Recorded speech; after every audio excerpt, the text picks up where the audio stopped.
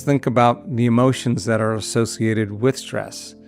It's anger, it's hatred, it's violence, it's hostility, it's judgment, it's competition, it's control, it's envy, it's jealousy, it's insecurity, it's fear, it's anxiety, it's vigilance, it's hopelessness, it's powerlessness, it's guilt, it's shame. And psychology calls all of those emotional states normal human states of consciousness. Those are altered states of consciousness. So if you're feeling any one of those emotional states, more than likely you're having a stress response. The problem is we get so conditioned into it that we don't know how to feel any other way. So I think we describe change in this work as being greater than your body.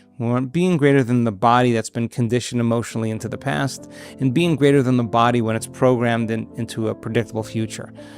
Executing a will that's greater than the program, executing a mind that's greater than the body and moving it into the present moment takes a lot of energy and takes a lot of awareness, and you got to sit with it long enough to get good at it. So in order for you to change, you have to be able to move from that place of knowns, familiar past, predictable future, into the present moment, the unknown, okay? To change is to be greater than your environment. Every person, every object, everything, every place has a neurological network in your brain because you've experienced it, okay? So if you're not being defined by a vision of the future and you open your eyes and you plug yourself back in the three-dimensional reality, you see your coworker, you see your ex, you see your boss, you see your friend, you see your cell phone, you see the news, and now the environment is actually controlling the way you're feeling and the way you're thinking.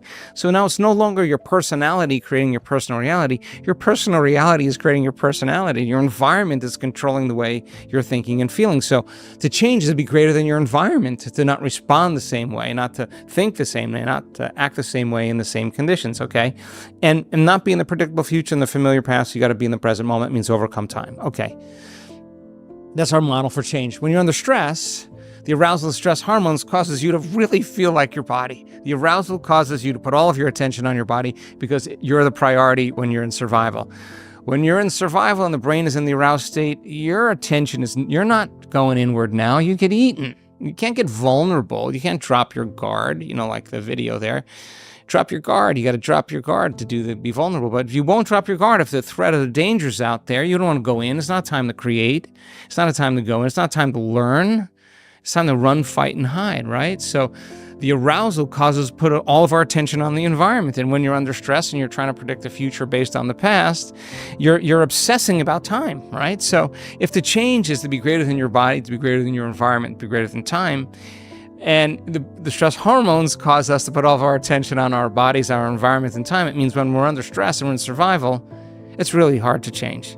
It's really not a time to change. It's time to run, fight, and hide. Okay, overcome the addiction to those emotions, lower the volumes of them, give people the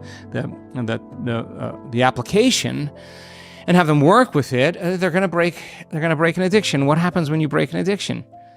You go through withdrawals. Come on, just a little suffering. Come on, just a little judgment. Come on. That's so.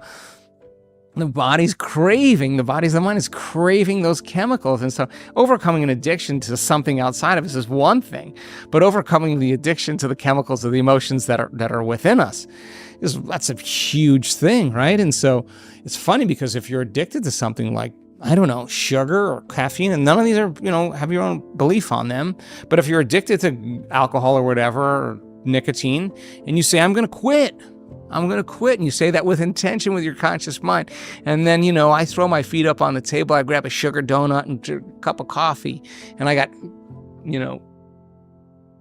powder all around my mouth, and you're still trying to overcome it. Your body's going to say, start tomorrow.